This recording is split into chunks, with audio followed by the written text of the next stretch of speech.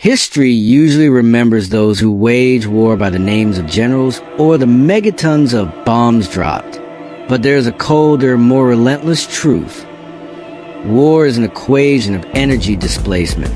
Every machine on the battlefield, from the pilot's wristwatch to the crankshaft of a U-boat, shares a common, silent, and inevitable enemy: friction.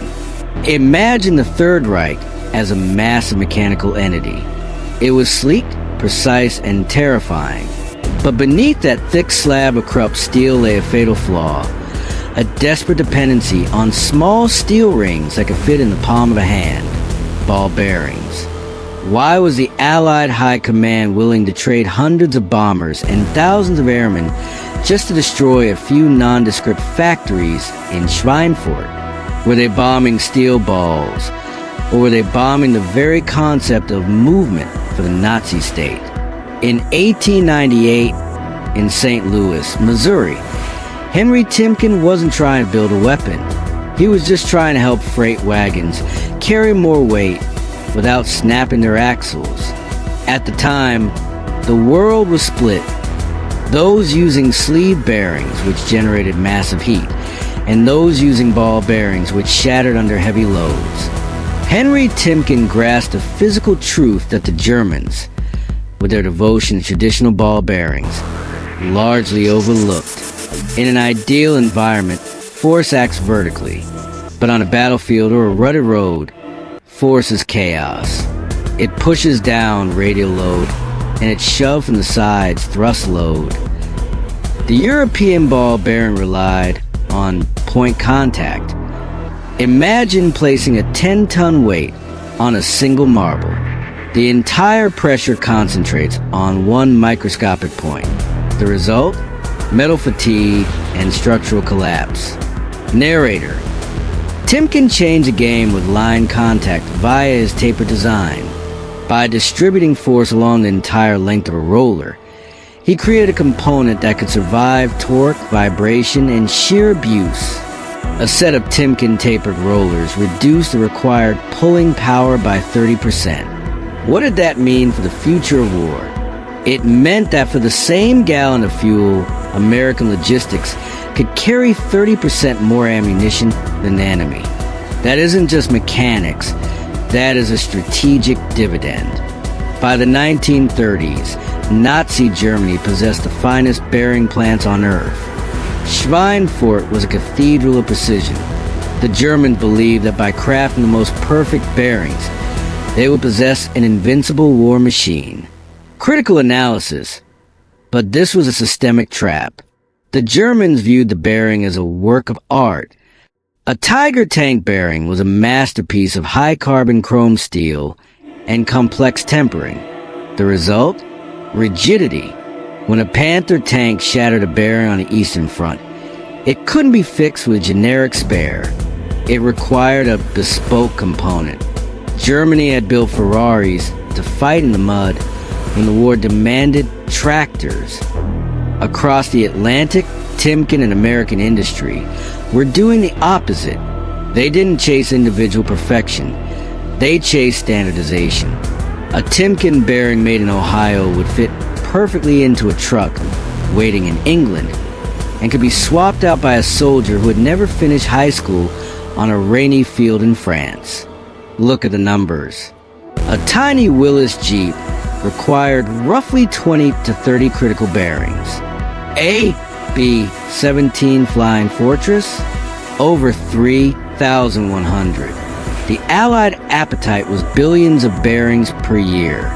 During the war, the Timken plant in Canton, Ohio, produced more bearings than the entire industrial output of the Axis powers combined.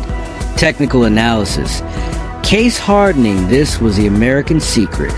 Instead of hardening the entire roller, as the Germans did, Timken used carboizing. They created a diamond-hard skin to resist wear, while keeping the core soft and ductile. The result? When a U.S. tank hit a mine or a massive crater, its bearings deformed but did not shatter. German bearings, being through hardened and brittle, would disintegrate like glass under sudden impact. This resilience birthed the Red Ball Express. These trucks ran day and night across the pulverized roads of Europe without their axles seizing. Friction had been defeated by the pragmatism of Ohio steel. October 1943. Allied strategists made a brutal calculation. They wouldn't bomb the tank assembly lines. They chose Schweinfurt, the bottleneck producing 50% of Germany's bearings. This was economic surgery. Without bearings, no Messerschmitt could take off, and no U-boat could dive. Black Thursday. 291 B-17s flew into the teeth of the Luftwaffe. 60 never returned. Over 600 young Americans vanished into the sky to destroy a few rows of lathes and grinding machines. After the raid, German bearing production plummeted by 67%.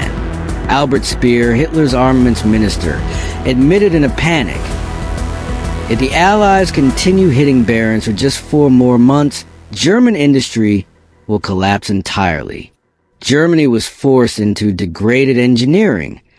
They began using recycled steel and skipping tempering processes. The outcome? German aircraft engine life dropped from 500 hours to just 50.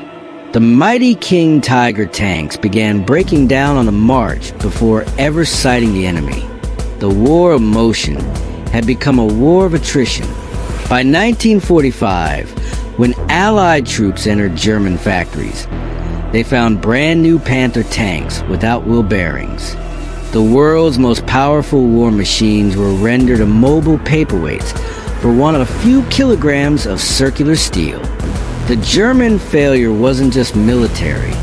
It was a failure of a manufacturing philosophy that could not survive the friction of real-world combat.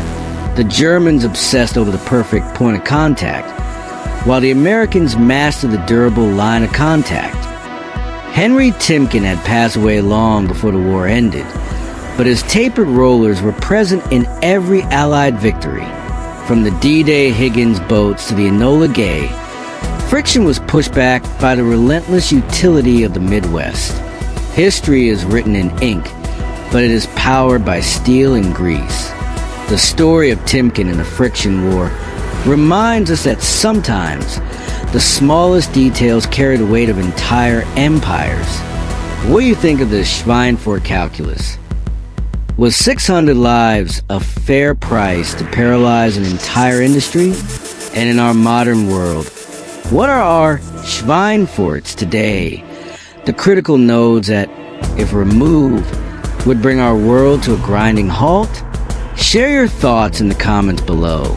Was Timken's durability or Schweinfurt's precision the true peak of engineering?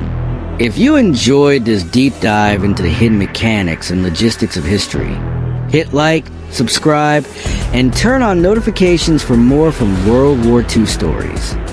Thank you for joining us on this journey into the soul of the machine.